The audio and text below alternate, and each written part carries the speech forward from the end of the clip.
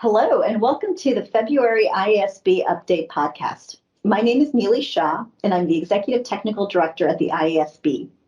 Today, I'm joined by Andreas Barckow, Chair of the IASB, and Lloyd, Vice Chair. We've had another intense week of IASB meetings from the 21st to the 24th of February, and today we'll be sharing some highlights for you. We'll start with some big picture strategic topics and then move on to the technical projects. Andreas, can you kick us off with our discussion on some strategic matters, starting with the IASB's Third Agenda Consultation? Sure. The Agenda Consultation is a process the IASB undertakes every 5 years to set its priorities for the next 5 years. So in this case, from 2022 to 2026. In February, the IASB's big decision related to the strategic direction and balance of its activities. The IASB, as you would expect, spends most of its time on standard setting, but it does much more than that, including supporting consistent application of IFRS accounting standards, supporting the digital consumption of financial reports, and stakeholder engagement, amongst others. Consistent with stakeholder feedback, the IASB decided that the balance of its activities is about right and to leave it largely unchanged, with a few small tweaks to slightly increase our focus on digital financial reporting, which becomes part of main standard setting anyway, and slightly increase our focus on understandability and accessibility of IFRS accounting standards, which will indirectly support the maintenance and consistent application of IFRS accounting standards. The IASB made these decisions about our work after considering the implication of connectivity and coordination with the newly created International Sustainability Standards Board, recommendations to partner further with national standard setters in conducting our work, and follow-on projects that may arise from post-implementation reviews of our accounting standards. Thanks, Andreas. The other big piece of the agenda consultation involves a deeper look at the IASB's main activity, as you mentioned, standard setting. In March and April, the IASB will make decisions about which new technical projects to start in the period 2022 to 2026. However, to set the stage for those decisions, in February, the IASB also made a few decisions about its current work plan. Could you tell us more, Andreas? Absolutely, and you're right.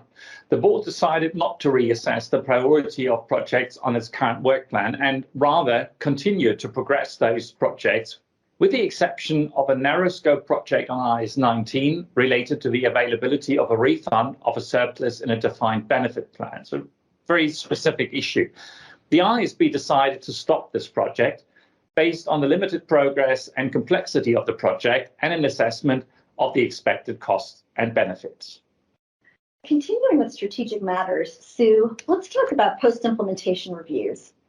In February, the IASB concluded its decision-making on the PIRs of IFRS 10, 11, and 12 on consolidated financial statements, joint arrangements, and related disclosures. These were difficult decisions, in part because in the IASB's 20-year history, this is only the fourth PIR that it has conducted. So it's really been an evolution and a learning opportunity to enable a smoother process for the numerous PIRs we have in the coming years. Sue, before we get into the IASB's technical discussions on the PIRs of IFRS 10, 11, and 12, can you tell us a little bit more about what we've learned just generally about PIRs? Okay, so first, some might think that they have to wait for a PIR before they can start to ask us questions about new accounting standards. And that's just not true. Some will know that for some of our new accounting standards, we've actually set up dedicated transition resource groups that are used to answer questions that arise during the implementation of new accounting standards before they become effective to really assist our stakeholders on a timely basis. We also monitor implementation and provide support through educational materials if we become aware of problems. And if necessary, as we saw with IFRS 17, the insurance contracts standard recently, we will do narrow scope standard setting if the benefits outweigh the cost even before the effective date of the standard. And last but certainly not least, the IFRS Interpretations Committee stands ready to consider application questions at any time. And indeed, the committee's already answered many questions about standards before the PIR. We've answered a number of questions on IFRS 15, the revenue standard, IFRS 16, the leases standard, IFRS 9, and indeed this month we're going to talk about IFRS 17. So you don't need to wait for a PIR. I think the second thing we've learned about PIRs is that we need to do a better job communicating about the objective of a post-implementation review. So we use PIRs to assess whether a new accounting standard has overall operated as the board intended, taking into account any new information about the application of an accounting standard that is different from what the board expected when they were developing the standard. But even if the standard is operating overall as intended, we still may be made aware of detailed matters that the IASB or the Interpretations Committee could address. So it's not as though an overall sort of tick for good performance means that we won't do something. But we do need to be realistic. We can't address all matters that arise. We need to be careful to assess the priority of the matters that we are made aware of, and we need to be consistent in how we approach prioritisation. So in January, we agreed on a consistent prioritisation approach to make those decisions. As a consequence of all of that, the outcome of a PIR can lead to a whole range of actions from the board. It can result in a major research project, like we've seen with the current project on goodwill and impairment, which came from the PIR of the business combination standard, Ifrs 3. It could be a narrow scope project, like the project on the definition of a business that we completed a few years ago, which also arose from the PIR of Ifrs 3. Sometimes we might do educational materials, and sometimes we might conclude that no further work is needed. So there's a real spectrum of outcomes, and it depends on what we hear, it depends on what the board's other priorities are, and it depends also on the feedback we get about priority from our stakeholders. Thanks, Sue. That's really helpful background. So with that then, what did the IASB decide with respect to the PIRs of IFRS 10, 11, and 12? So we asked the staff to do some feedback and research for us several times, poor staff, and they identified some topics for us to potentially follow up and came with a series of recommendations. And that was on a range of topics, including investment entities, collaborative arrangements outside the scope of IFRS 11, transactions involving so-called corporate wrappers, transactions that change the relationship between things like associates and subsidiaries, disclosures about these types of investments, and also a range of application questions. And after talking about it a lot, the board decided that the topics identified in this PIR were not of high enough priority to be added to the IASB's work plan of active projects or research pipeline for 2022 to 2026. And that really reflects a pretty disciplined approach from the board on prioritisation. But the IASB did note that we do still, of course, want to help if it's needed. So if stakeholders need some more immediate support on application questions, they can still, of course, submit questions to the Interpretations Committee. So the IASB decided that after that discussion, we've done sufficient work to complete the post-implementation review of these standards. And so the staff will now prepare the report and feedback statement on the PIR, which is expected to be published in the second quarter this year. Thanks, Sue. So we've covered our strategic topics, the agenda consultation and post-implementation reviews. Let's move on to a discussion of the technical topics that were discussed at the board. We'll first start by talking about our late-stage projects. These are projects that have had exposure drafts published over the last couple of years, and the board's in the stage of redeliberating the feedback on those exposure drafts. And then we'll move into all things financial instruments, and we'll conclude with the IFRS for SMEs project. So Andreas, if you could start with our first late-stage project, primary financial statements. This project has consistently been at the board table for the last few months. Could you tell us what February's topics were about? Sure. As we've mentioned in these podcasts before, the primary financial statements project seeks how information is communicated in the financial statements, and with a particular focus on performance reporting. One important way to do this is through improved disaggregation. This month, the board looked at the required line items to be presented in the primary financial statements. The challenge here was about balancing the disaggregation principles, which help entities identify material information, with the higher level role of the primary financial statements, which is to provide an understandable overview, and a principle for line items to be presented in the primary financial statements with line items that we already require today. Some of the decisions the board made include requiring all presentation requirements to apply only when the resulting presentation does not detract from the primary financial statements, providing an understandable overview, and not revisiting requirements for required line items brought forward from IAS 1. There's one exception, and that is that we confirmed the exposure draft proposal to require goodwill to be presented separately in the statement of financial position. And lastly, the board decided not specifying any required line items in the financing category of statement of profit or loss. Thanks, Andreas. The next later stage project is on rate regulated activities. This project seeks to provide useful information about the effects of differences in timing, that is, regulatory assets and liabilities, on an entity's financial statements. These differences in timing arise when the rate charged to customers in a period include compensation for goods or services supplied in a different period. This is something you often see with utility companies, so water, gas, and electric companies, where rate regulation can significantly affect not only the amount, but also the timing of a company's revenue. Sue, could you give us some highlights of the deliberations in February? Sure. So the meeting focused on the scope of the proposed requirements from the exposure draft that we published last year. So firstly, the IASB discussed whether adding the notion of a regulator within the scope of the standard could help decrease stakeholders' concerns relating to its application. So at the meeting, the board decided to include the notion of a regulator in the scope and to define what a regulator means. Secondly, the board reconfirmed proposals from the exposure draft, in particular that the final standard would apply to all regulatory assets, regulatory liabilities and regulatory agreements, and the proposed conditions for a regulatory asset or a regulatory liability to exist. And third, the IASB decided not to explicitly state which regulatory schemes are within the scope of the standard, but to clarify the effect of some features of regulatory agreements for determining whether they would be in the scope of the standard. Thanks, Sue. So all about scope on rate-regulated activities. Let's move on to the disclosure initiative and the project Targeted Standards Level Review of Disclosures. This project is about improving disclosures generally, and the exposure draft had two objectives. First, to improve the IASB's approach to developing and drafting disclosure requirements so that companies applying them provide more useful information to investors. The exposure draft proposed companies comply with disclosure objectives and apply judgment to decide what to disclose, instead of applying disclosure requirements like a checklist. And the second objective of this project is to test this drafting approach to see if the disclosure requirements in Ifrs 13 on fair value measurements and Ifrs 19 on employee benefits could be improved. The comment period on this exposure draft just closed. Andreas, can you tell us more about what the IASB discussed at its February meeting? Yep.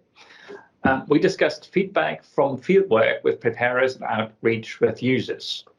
We had extensive participation by 50 companies in the fieldwork for this project and meetings with around 80 users.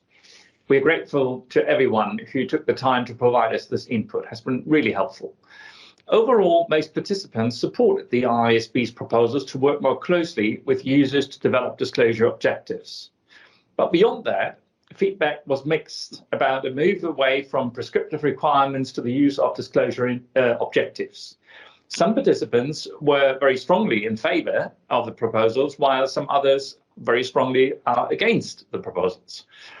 Those in favour said it would help them make better judgment about what information is material and help with the removal of unnecessary information.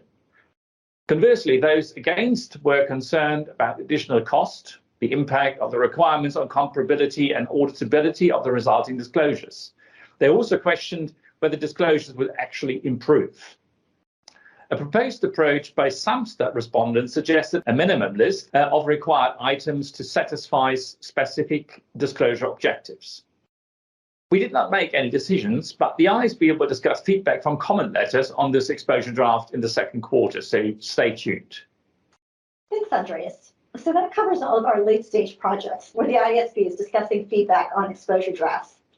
Let's move on to projects involving financial instruments.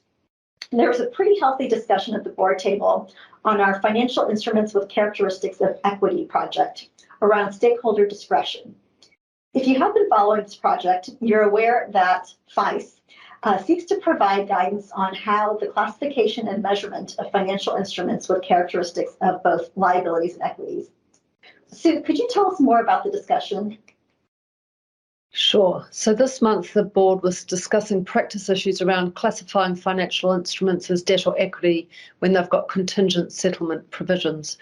And we're focusing on a very specific part of this, which is how a company should classify a financial instrument when the contractual obligation to pay cash is subject to a shareholder vote. So basically, whether or not a company should be considered to have the unconditional ability to avoid the obligation to pay cash if that decision rests in shareholders' hands, for example. So many of the IASB members acknowledge that classifying these instruments as financial liabilities or equity will require judgment no matter what we do, and you'll need to consider specific facts and circumstances. And we also agreed that we needed to be really careful with the use of language. You know, the legal right to vote is a right that a shareholder has, and that doesn't really change depending on what is being voted on. So finding a way to distinguish some voting situations from others is what we were focusing on. So, you know, the board members helpfully noted that it was going to be difficult for a single principle to be applied consistently to different financial instruments all around the world. But the board did tentatively decide to explore providing examples of potential factors for entities to consider when assessing whether a decision in the hands of shareholders should be treated as if it were the decision of an entity for the purposes of debt equity classification. Thanks, Sue. So staying with financial instruments, let's move on to the IASB's project on dynamic risk management. The objective of the project is to explore whether the IASB can develop an accounting model that will enable investors to understand a company's dynamic risk management and to evaluate the effectiveness of that risk management. In February, the IASB discussed the third of three critical challenges identified during outreach to the viability and operability of the IASB's proposed core DRM model. Andreas, could you take us through the IASB's discussions? With pleasure. The ISP's discussion related to the mechanics of the DRM model, that is, whether to recognize amounts and where to recognize amounts relating to the model in the financial statements. The original proposal of the portfolio revaluation approach suggests that measuring the entire designated portfolio at fair value with changes recorded in profit or loss. Many stakeholders rejected that approach, so the IASB tried another model. Under the second approach, we currently call the core model, on which our outreach was based, proposed recognition in other comprehensive income of changes in fair value of derivatives that align the asset profile with the target profile.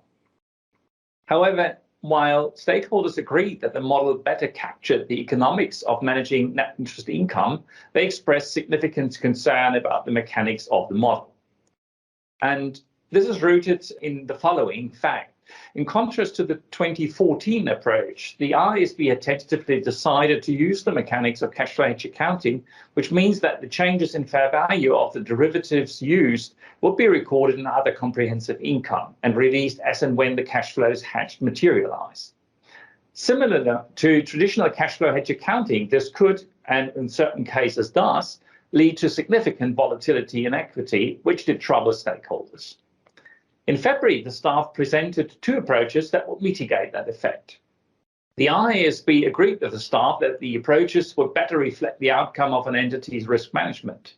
However, they would come at the price of potentially violating some quite fundamental concepts in financial reporting, being the recognition of items that do not meet the definition of assets and liabilities. So no decisions were made by the board, and this topic will be discussed further at a future meeting. Thanks, Andreas. There are definitely some tricky issues ahead to discuss further. Finally, moving on to the Ifrs for SMEs project, the IASB made a number of decisions to progress towards this exposure draft. Andreas, could you briefly give us some important points from the discussion?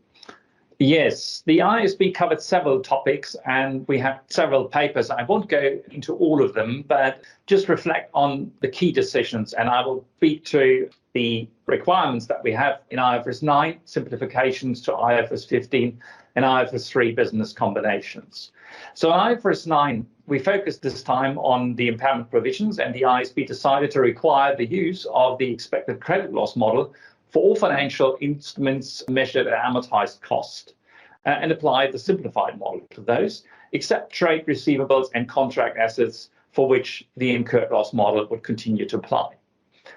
Secondly, with regards to IFRS 15 and simplifications made to that standard, the IASB decided simplification to various topics, including contract modification, significant financing, and incremental costs of obtaining a contract.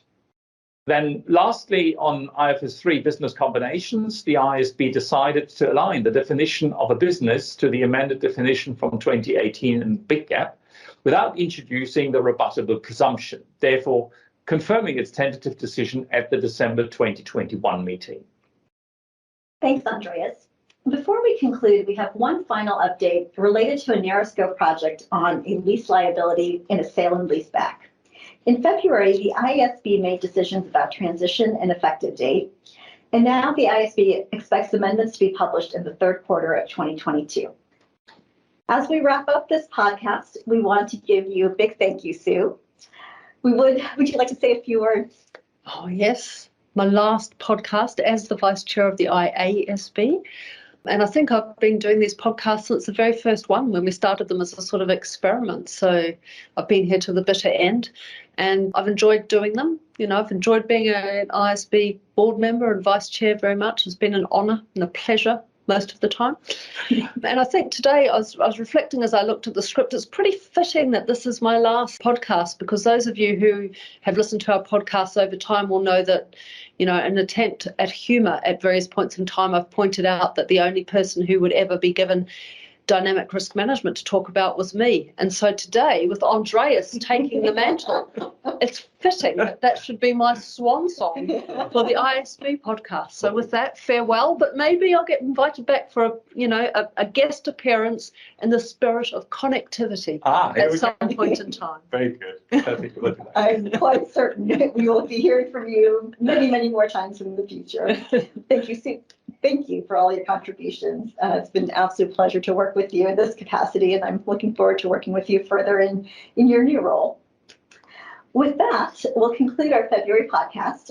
You can catch up on previous episodes of this and the IFRS Interpretations Committee on our website, as well as on YouTube and Spotify.